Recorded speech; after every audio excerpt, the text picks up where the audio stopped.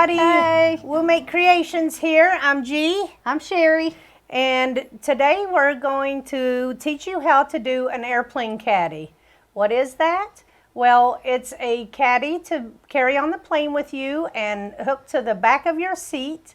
So that way you have a place for all your things and you won't be dropping your phone and having to dig it out from underneath the seat in front of you. Also, they are very good for the car in the glove box. So if you don't have a place to put your phone in your car, it's not very convenient, and obviously to put your sunglasses or your prescription glasses or whatever. Or your passenger on a long trip, they like to have places to put their phone. Yes. And all their little gadgets. So it makes a nice thing for the car, especially for road trips. Yes. And so that's what we're going to be showing you how to make today. We're just going to show you ours in person because these are the ones we made specifically for this trip. So that's how they sit on the seat back tray in front of you. You don't even have to undo the tray table. You just go in. They are... When we walk on the plane, we go right like this with our elastic and go right over the tray table. But we walk on the plane with it folded up. Yeah, like this. And all of our stuff secure. So once we get in the plane, we undo just go it like this and boom, put it on there. Yep. Only I didn't make the sound effect. Boom. Well, okay. So that is that. And so I will show you several different versions today. This is a surged version. And so it's a little bit bigger than what the other sewn version is, but this is this surged. one's so quick. Yeah. So I'll be showing you that today as well. And so let's jump in and begin. We're going to be using this airplane caddy template and 2 fat quarters and a piece of batting. So I'll show you how to layer it. You're going to take we're going to be calling main fabric and pocket fabric. So on this particular one, I want to, no, give me the serge one. I want to call the greenish my main fabric, and the black will be my pocket fabric. So right now you want to put a fat quarter of, or you can have a little smaller too, but when you have your template, you will know if you want to have a little bit smaller piece, but fat quarters work perfect. So you're going to have a fat quarter of batting, a fat quarter of your main fabric, and a fat face up, and then your pocket fabric face down. You're going to layer it just like that. Then you're going to take your airplane caddy template and you're going to cut it out around the whole perimeter of this. Now these have cut-ins to where you can run your cutter straight up and into the cuts. That way you can make a cleaner cut. If you don't feel comfortable doing that, you can always take an ink pen and draw out this area and just cut as comfortably as you want with your rotary, and then draw out with your pen, and whatever's more comfortable for you to do. So your end goal is to get your piece cut out completely. And so here it is, cut out. It's sandwiched just the way I showed you just now and cut out. And now we have to make our marks. We're going to look at the 7-inch mark on our template, on our cutting surface, and we're going to mark the 11-inch mark. So we've got a 7 and 11, so a 4-inch gap where we are not going to sew right here. So leave that empty, and we're going to start here, and we're going to 1/4 inch sew this around this whole perimeter like this. And then we're going to stop here. Now you want to make sure you really back stitch here and here. So because you're going to be turning this thing right side out, and if you back stitch real well, you won't be breaking any stitches. So next we will head over to the sewing machine, and we're going to sew this 1/4 inch all the way around.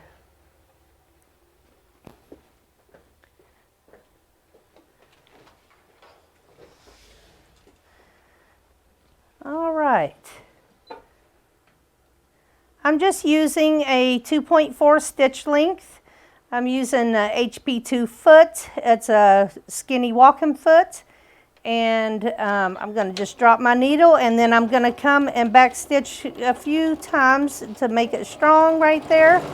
And then I'm going to just 1/4 inch all the way around the perimeter of this. She's also using the Janome M7 Continental machine. Yes.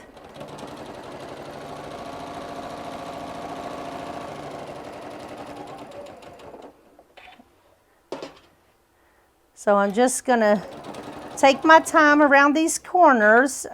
You have to know your machine to know when to stop to make it still be 1/4 inch. So You want to talk about the button that lifts the foot when you do your pivots? oh yes, so obviously I want the foot to raise when I'm getting ready to turn. I don't want to have to reach back behind there. So on the Janome M7 and quite a few of the Janomes, they also have this button to push that you can leave the needle down and the presser foot will come up, which makes it very nice for applique and also for just anytime you have to lift and turn things. So that's what feature I'm using for that. Just gonna go. And if you turn it and it's not 1/4 inch, then take it back up a stitch like that, and then you'll be at 1/4 inch again. You have to learn your machine and know where to stop that it still will be 1/4 inch. So, and honestly, it's not that fiddly. So if you're not exactly, it's okay.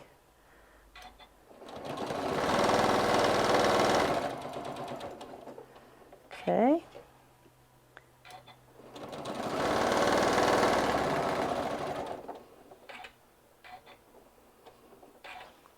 Okay.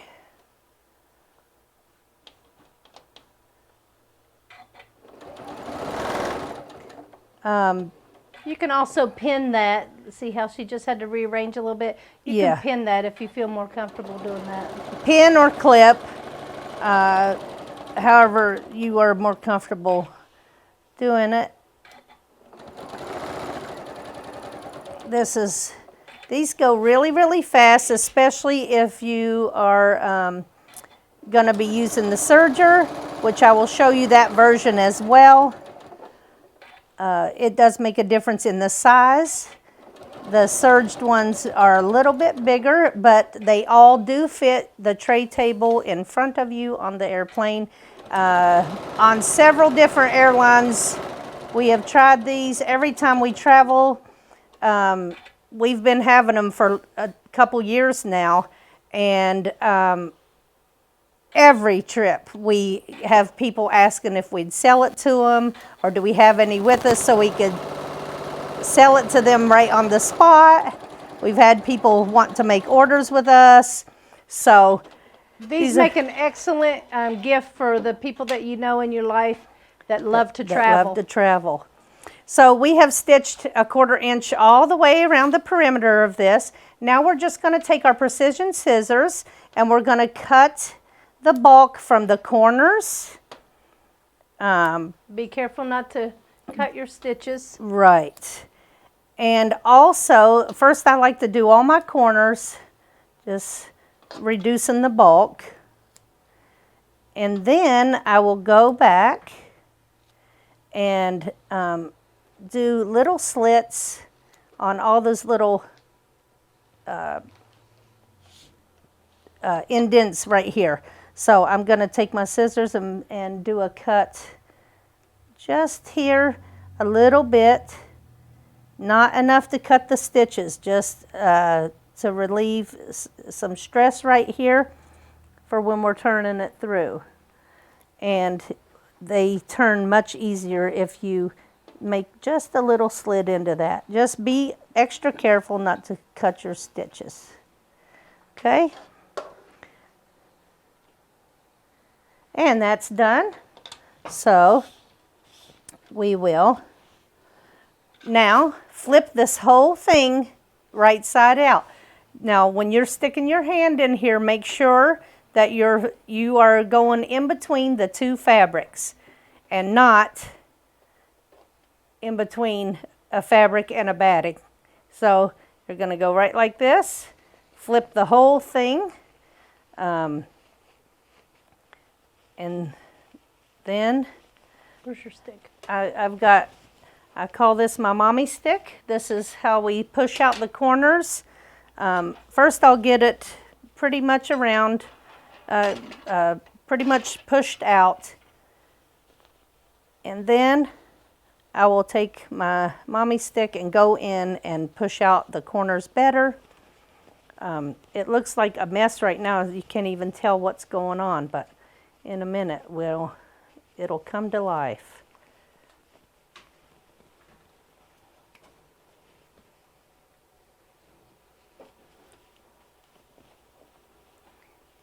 What she's calling a mommy stick is just a knitting needle that my mommy used to use. So, but you can use whatever you usually use to punch your corners out. Yeah, you can use chopsticks. There's all kinds of turning tools out there. And just keep working it until you can get the whole thing turned out. Sometimes you can turn them fast, and sometimes it takes you a little bit. But it's not a race, right? These are a very quick project, and honestly, so useful. So take it anytime you travel, take it with you for rental cars, for on the plane. I love to have it in the car when I'm traveling and I'm not the driver. I'm never the driver. So I have my own personal thing to hold all my stuff. So I'm not constantly looking for where my stuff is in the car. Not digging through a purse and all that. So I believe I've got this all turned out here. So I'm going to go give it a good iron, good press.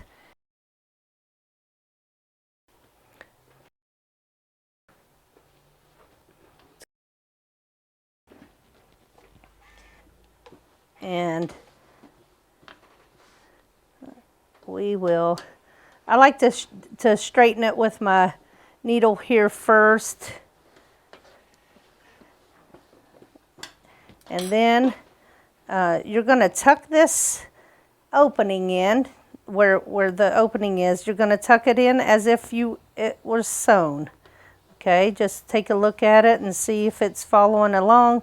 Usually, if you just tug at it right here, it'll fold in to where you need it. And then you'll go press that. We'll go right now and press this.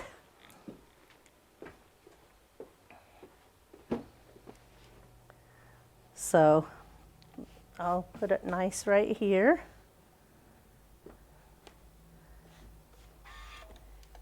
And I like to get that opening closed first with the iron. And, oh, spray bottle. These are the best spray bottles. So if you don't like to use water in your irons, just hit it with a spray bottle, mist it up a little bit, and I think I happened to get the one that has starch in it, and that's totally fine too. I can smell it. This is the one with starch. The one with the S on it would be the one with starch. Okay, so we gave that a good press. Now we're just going to go and top stitch this whole thing. And let me just press this from behind one time.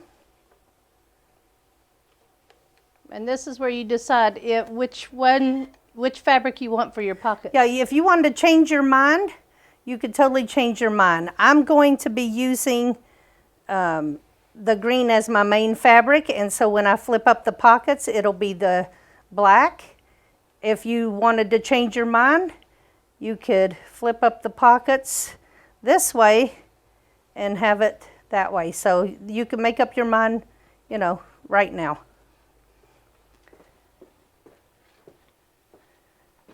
So let's do a top stitch around here.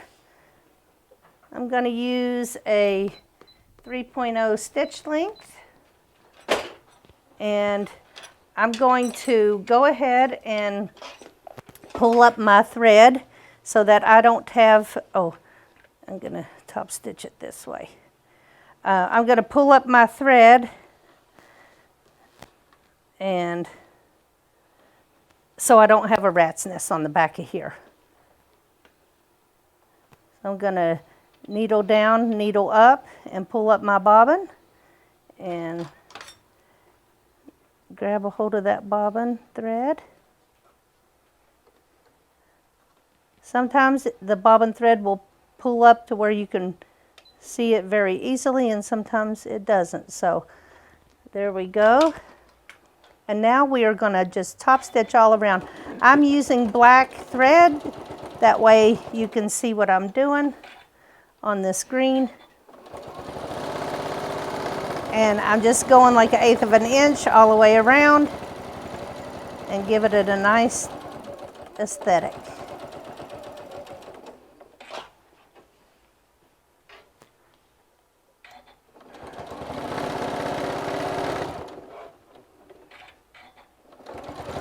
Here again, it's very nice to have your needle coming up for you, and your presser, while your presser foot comes, your needle stays down and your presser foot goes up. That way you can turn your project with, you don't ever have to let go of your project.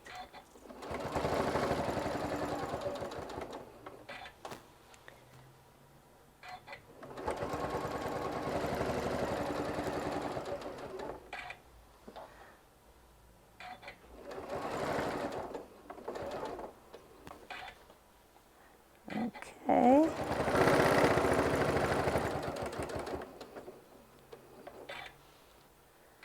So basically you're just twisting and turning to get this all top stitched.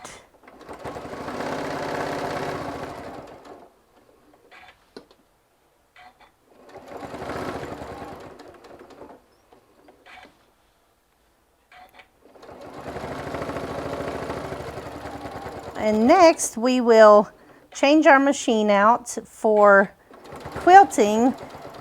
If you didn't want to quilt this, you could use a fusible fleece, or you could, that way you wouldn't have to quilt it. You could just use fusible fleece and the quilting wouldn't be necessary since it's a small piece. I personally like the look of the quilting, so. And it makes it sturdier. Yes. I like to have things quilted because it does provide stability with the project. So I'm gonna be done with this top stitching. I will bury my thread.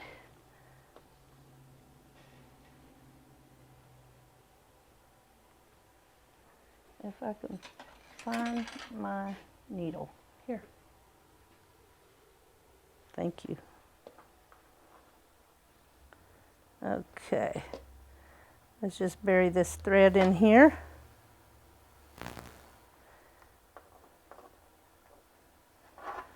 All right.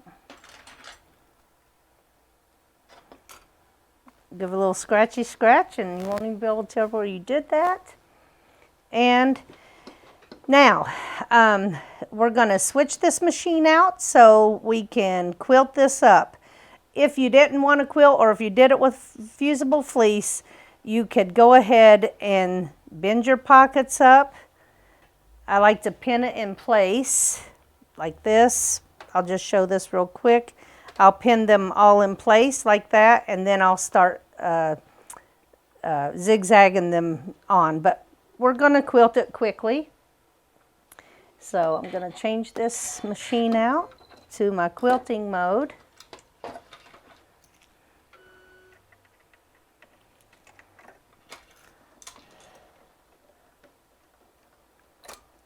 And today I will be using my my straight stitch plate, which is the quilting plate. And I will use the QO foot, and I will put my machine in quilt, Show that on quilt the mode. G so Here- that they can see it. Here's good. the foot that I'm going to be using, the QO foot, and it just attaches to your ankle of your machine. So you just put that on there like that. Show it now, G. Hold on, there. And that's, see that open toe? That's the QO foot. So that's what I'm going to be using to quilt this with. I will go in quilt mode on my machine on the straight stitch 2 mode. Let me just tighten this up here. And then I'm going to program my machine to go in stitching, in free motion quilting. So, straight stitch 2 mode, and I'm going to take my Martelli quilting paddles, and that's going to help me hang on to this smaller piece. And so here we go. I will pull up this thread. Also, when you're quilting this, be mindful of your thread choice. So my bobbin thread is almost an invisible thread. It's bottom line and it's silver, which means it's almost clear thread. So, which is fine on this, but I want the black to be showing the quilting on here. That way you can see it better. On the pockets, I'm not going to mind that the bottom line thread is going to show. If you care about that, then you'll want to just quilt this this part, and then you'll turn it over for whatever color you would like to show on your pockets when they're flipped up. So you'll want to be mindful of that if you feel like changing it. For me, it's not going to matter. I'm going to quilt the whole thing with the bottom line in the back, and when the pockets flip up, you will see the texture, but you won't really see the thread. So let me get this started out of this corner here, and I'm just going to stipple this to make it a quick project here, quick quilting. And if you can see, It's showing up really good on camera. the panel, as I was saying, as you can see, the quilting paddles are helping me hang on to this small piece that gives you a little bit more control, and you just move them out of your way as you see fit. You do want to make sure that you keep your any of the paddles that you use. I'm using the palm paddles here today, but any of the paddles you use, you want to make sure you're staying your needle bar away from the paddles, because it makes a big clunky noise when you do that, and often it doesn't feel good either. So see here, I'm getting close for my needle bar to be hitting this paddle, so I will move it out of my way. And you can flip-flop your fabric every which way to make it more comfortable for you to quilt. So I'm glad I'm doing this in black so you can actually see. But yeah, if you were not wanting your pockets to be in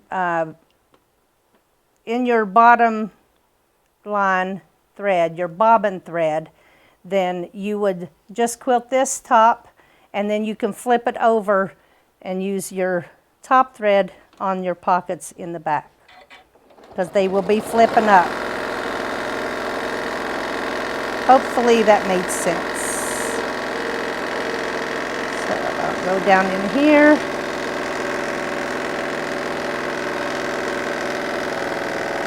Basically, I'm just giving this whole piece some texture. Stop when you need to readjust, and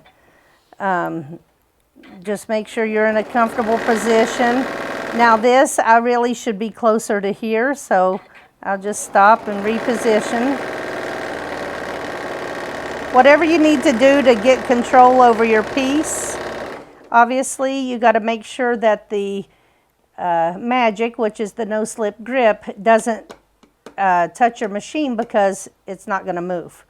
So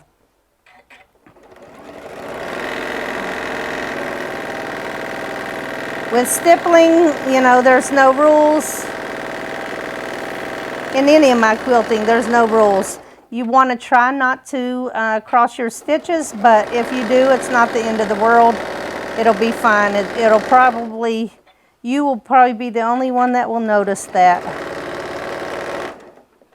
I am going to just hold this quick. See, it's much easier with the paddles. Let me turn this to where I can grip this better. Little sticky there in that spot there.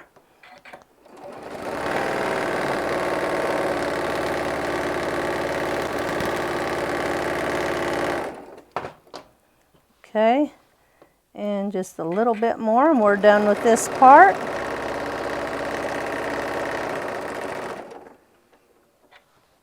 I'm just going to go right up here where I started and go over those threads, and then I won't even have to bury those because I just rolled over them. So I'll just clip it. I'll turn it over and clip the back threads. And here is your quilted piece. Okay, now all that's left to do is flip your pockets up like this. Get them where you want it. And you're going to pin these in place. And pin it so that you don't have to move this as you're sewing the sides down right here. So just pin it in the middle, because obviously you're not going to be sewing across the top of this, because that's going to be a pocket. So you don't want to sew here, you're just going to sew on the sides. All right? So here we go.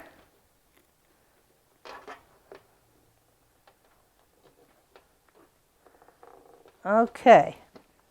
Now I'm going to switch my machine out to use this VD foot, which is a skinny walking foot that I can use decorative stitches with, because it has the area for the needle to swing back and forth. And I want to use a zigzag stitch. Zigzag will make it nice and sturdy. We've never had an issue with these at all, holding anything that we have stuffed in there. We're gonna just switch this out. And make sure you put your swing plate in, which is the zigzag plate, the one that originally comes on your machine.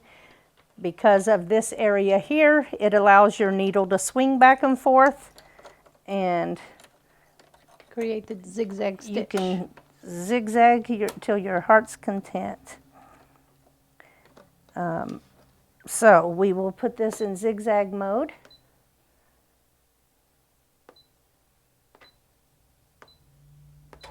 I also override my M7 to use the walking foot feature while I'm in a decorative stitch. So when you put the manual dual feed setting to on, it allows the zigzag stitch to show back up on your screen, and you can use, quote, the walking foot feature, which is the AccuFeed system on your Genomes if you have a Genome. So we're going to just keep our pin in. We're going to start up here at the top of our pocket. Now remember, this is where things are going to go in and out, in and out. So right here, you're going to want to reinforce these stitches. So when I start this, I'm going to do a couple back stitches. I'm going to go back and forth a few times and really reinforce here. And I do it at the bottom as well, but mostly at the top of all of these.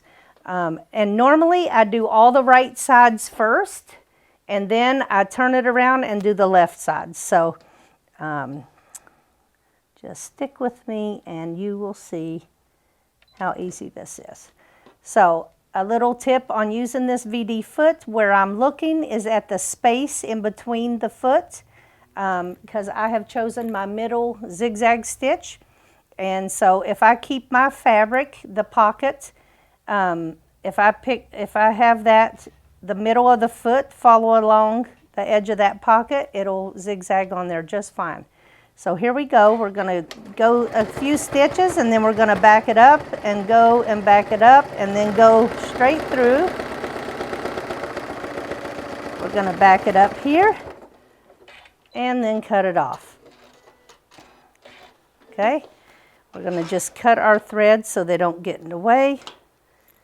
And here's what that looks like. And it's nice and secure on there. And now we're going to go over here and do the next one.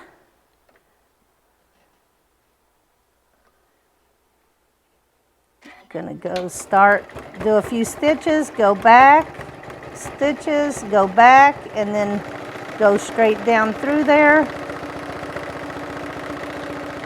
And back up here at the end. So cut that off.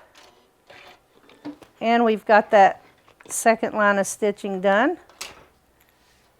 Here we go with our third line.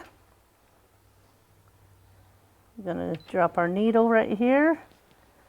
We're going to start stitching, go back, start stitching, go backwards, go all the way through the pocket here, and back stitching at the bottom. We're going to cut our thread off.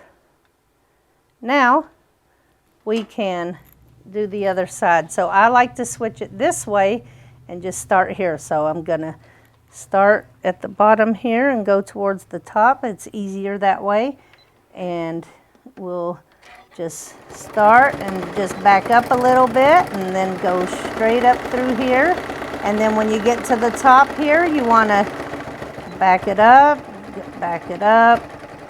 and really enforce those the starts of the pockets here. Now you can remove this pin, cut your thread off. And the reason why you don't have to bury that is because you went back and forth on it and it's nice and secure. So, next line of stitching, needle down. I like to do the needle down to make sure that I'm just right in the right spot.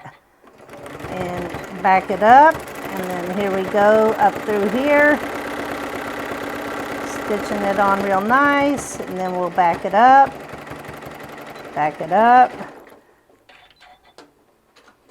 take our pin out of this one, cut our thread, and do our last line of stitching.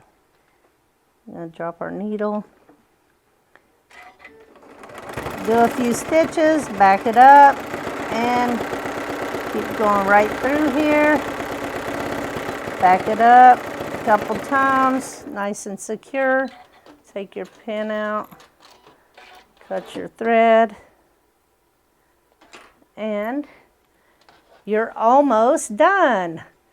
Now, all you have to do is do your elastic so that way your Airplane Caddy has a place to hook onto the tray table or your glove box. So we're going to flip this over, and on the top corners, we're going to flip this over.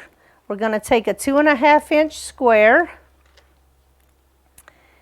and we're going to mark 2.5 inches here and here. So all we have to do is lay our template on there, and then we can mark this to where this is where your elastic's going to go on. So we're going to mark it here and here to indicate 2.5 inches, right? We're going to do it over here in the opposing corner. It's very easy with the template. You don't even have to think. You just lay it on there and mark it. And then you'll take your piece of elastic. This is 3.5 inches long. It's 1/2 inch braided elastic. And you will take this and find your markings. That's where your elastic's going to start and finish. So you can pin it in place right here unless you just want to hold on to it. That's fine. I'll do it on both sides, this way I don't have to stop and do it. So I'm going to find my markings. I'm going to pin it in place. Okay. And now we're just going to zigzag very vigorously right here across here, because this is what is going to take the brunt of the weight. So we're going to stick this in here. Grab my thread. We're going to stick this in here and drop our needle. And then we are going to go back and forth with that zigzag stitch. Just, you know, I'd like to do it 5 or 6 times because I want it to be nice and sturdy. And I want this to last a long time. Of course, I like to have them for whatever season is going on, so it makes it interesting. And people always ask about them. It's a nice conversation piece. I guess if you don't want to talk to people on the plane, don't use your Airplane Caddy, because you will be asked a lot about it. We're going to drop our needle and just make sure that we're going across the end of this elastic. Let me do a couple more times. There we go. Cut that off. Take our pin out. Cut your excess threads. Every time you use your scissor button, it is going to leave you 2 little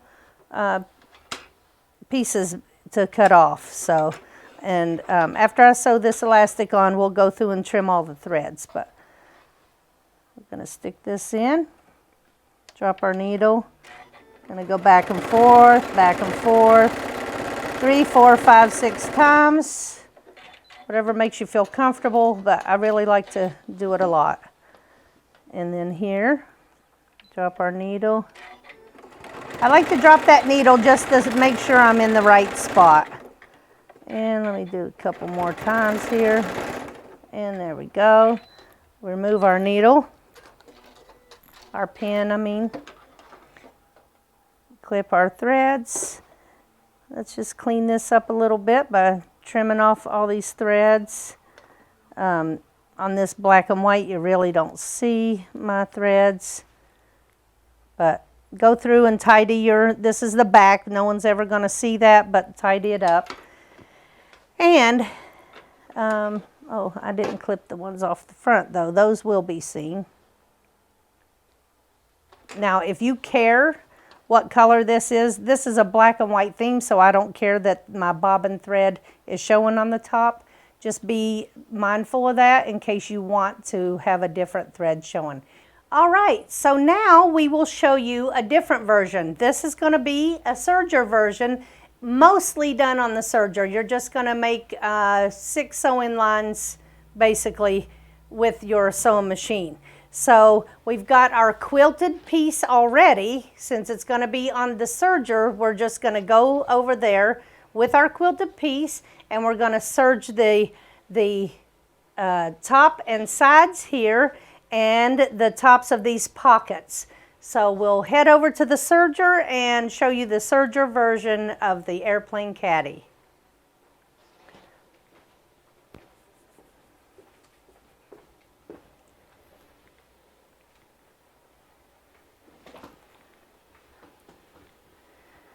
All right, here we are at the serger, and so this is the front of my project. So I'm gonna, when I do my pockets flipping up, I still want this part to be the good side of the serging, not the underneath side. So I'm going to first flip this over and just do the edges of my the tops of my pockets. Okay, just gonna go like that. Oh, yeah.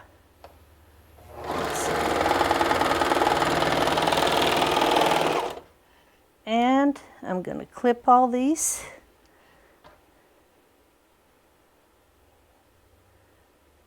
I'm just going to clip these because I'm going to be zigzagging over them so it won't ravel. So I'll just cut these off. If you feel more comfortable tucking those threads in, then you can do that as well. It's totally not necessary. So now when I flip these up, it'll be the correct side of the serging. That's why I did it like that. So now we're going to start here and serge this whole top edge. You're not cutting anything off, so you want to stay to the left of the knife. Yes. Okay. That's the top, and now I'm going to come down each of these sides here. I'm just to the left of the knife on the serger because this is the size I want it to be, so I don't want to cut anything off. You guys see how fast this is with the serger? And they're very sturdy because the original ones we made were with the serger, and I'm still using that one. Yep. So that is it for the serger. And now we will go to the sewing machine and flip our pockets up and just do like we did before and sew these sides down. Now you are dealing with a raw edge, so we will take extra lines of stitching on the zigzag to make sure that none of this batting shows through. Okay, so here we go. We're going to go back to the sewing machine. Literally, if you want to make this as a gift and you've got a half hour before you need to leave your house, you're well within your time frame to make this nice gift. Especially if you have fat quarter sandwiches laying around that you have already quilted or did, practice sandwiches on, you can turn those into an airplane caddy very quickly. Yes. If you know us, you know we're always stressing about your fat quarter sandwich practice. And we literally have lots of projects for you to turn these quilt sandwiches into very nice gifts and things for yourself too. Be selfish, make a few for yourself for every occasion. So we have pinned these down, pinned them in place. So now we are going to secure this by doing a few lines of stitching, and also it'll serve the purpose of no raw edge here for the batting to peek through. So we're going to drop our needle, and You're still doing a zigzag stitch. still doing a zigzag. Oh, it'd help if I hit the backspace button. Back it up. There back she it said up. backspace. Did I say Yes. backspace? I was wondering if I was going to do that. It's just a habit. Sometimes she says backspace, backspace, backspace instead of backstitch. Now, if you've seen that, I went backwards all the way back up, and it's not hard to do because it's a small space to be doing that in. So if you don't feel comfortable, turn your whole project around and go back down. But I tend to use my reverse button and just get it done that way. So that's my first line. And see, now it's thick with thread, so it's thread heavy, and you won't see the batting popping through at all. So She's just going to go through and do all the right sides first? Yep, I'm going to drop my needle. I'm going to back stitch it a couple of times up here, really reinforcing it. Going to come through to the bottom, back stitch, and I'm going to go all the way back up to the top. And then I'm going to come back down again.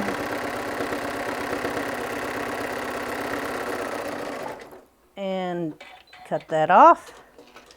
And now we're going to go to our next line of stitching. I just do it this way so I'm not flip-flopping. It's, you know, I do everything to be quick. So that's the reason why I do it like that. I'll sew that down here and then back up there. Go all the way to the top and then come back down. And even though I'm repeating these stitch lines, it's still very fast. Now we've got this, and we'll cut all of our threads later, but we're going to drop our needle, back up a couple times there, come up through here. At the top of your pocket here, you're going to really go back and forth like that. Go back down to the bottom here.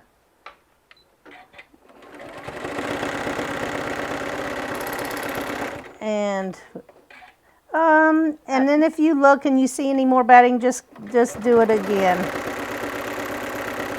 You want to make sure your thing is just engaged at all times. Show them. Oh yeah, It's not. this hook here in the back will come disengaged every now and then. And so if you hear it, which Sherry heard it, I was talking, I guess, so I didn't hear it. And I didn't actually feel it yet, but I would have. This hook needs to be pushed in. So you can literally just run your finger and push it back into place. It does happen. There's no way to... Usually you can tell when it's disengaged. Yeah. You can feel it and see it. And most people really don't even know that you can engage this machine on a zigzag stitch. Because normally the zigzag stitch will be grayed out when you have your walking foot feature on, the AccuFeed feature. But there is a way to override it. So we're going to put our needle down. We're going to back it up a couple times here. And remember, on the bottoms of these stitches, you're not going to worry too much about reinforcing because we're going to go back to the serger and serge one more line on here. In fact, I will say you can, while you're at the serger, flip your pockets up and go ahead and serge them down if you feel comfortable doing that.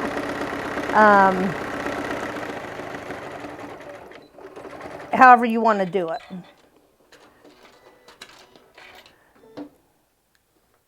I'm just going to clip a couple threads while I see them.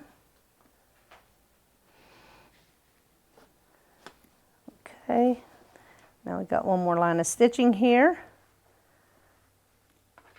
Matter of fact, I will do this line of stitching and I will go ahead and apply my elastic, and then we'll go to the serger and serge that one last line.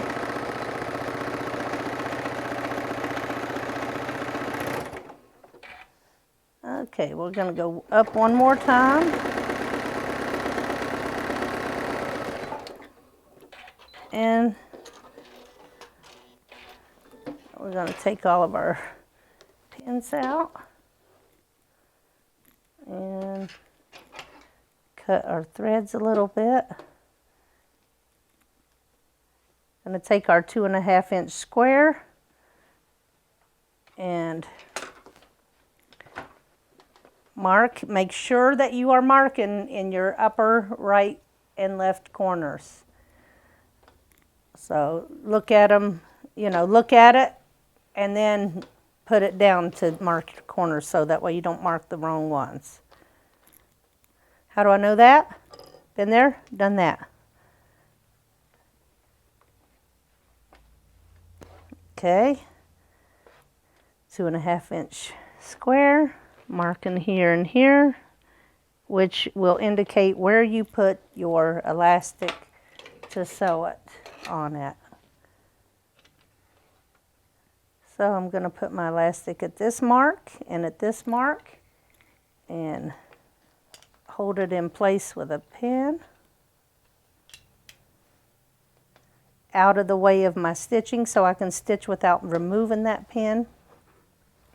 Same way on the opposing side, here and here. Literally, I've yet to find a plane that this didn't fit on. We've tried it on 4 different airlines. Unless they would drastically change their seats or something, you'll be golden. Well, you're guaranteed not to get a bigger seat. For sure. So they just keep getting smaller and smaller. Yes, that is for sure. So we dropped our needle. We're going to go across the edge. We're zigzagging just across that edge of that elastic, making it very secure. Because remember, this is the part that is taking the weight of your whole junk in your caddy. All your paraphernalia that you bring with you. And some of the things we put in our pockets are headphones, glasses, chapstick, and of course the cough phone. drops, and the phone. And I will want to show you one variation. Now, of course, you can do many variations to this. Make it your own. I don't know why I just removed that pin, but it's fine. I'm going to hold it right in place. Talking and not paying attention, but that's fine. I just held it in place here. And a few more stitch lines on here. And done. Clip your excess threads everywhere. And we will tuck these serging tails in on the edges here, except not these 2 bottom ones. We'll tuck these top ones in, and we're going to go to the serger and serge that bottom edge, and then we'll be finished with this one. And then we'll show you this new variation that I customized for my husband's airplane caddy. Let me just clip a few of these threads so when we go to show you, it's not so sloppy. Okay, so let's head to the serger. Do one line of stitching and then we are done.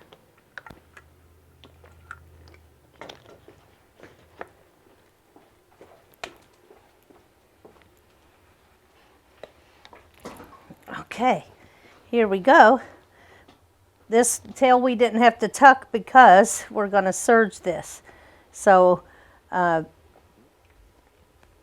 see here how a little bit uneven? Doesn't matter, I'm going to serge it right off. I can cut off and make it even if it's not even.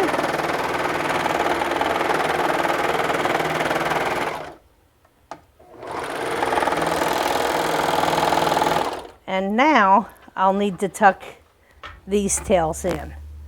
So we will do that, but let's go show you the finished version of the serged airplane caddy.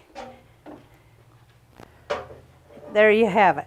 So it does let me just tuck these under as if we tucked them in. And there is this surged, turn this the correct way here, the surged version, little bit bigger, not by a lot, but still fits perfect in the plain or on your glove box. All right, now we want to show you a modified version, which we hope that you modify them to fit your needs as well. My husband likes to use his phone on the plane to watch movies, so I have attached a clear vinyl piece that will hold the phone in place while he watches his movie on the plane. So there you have it, and hopefully you'll make lots of those as well.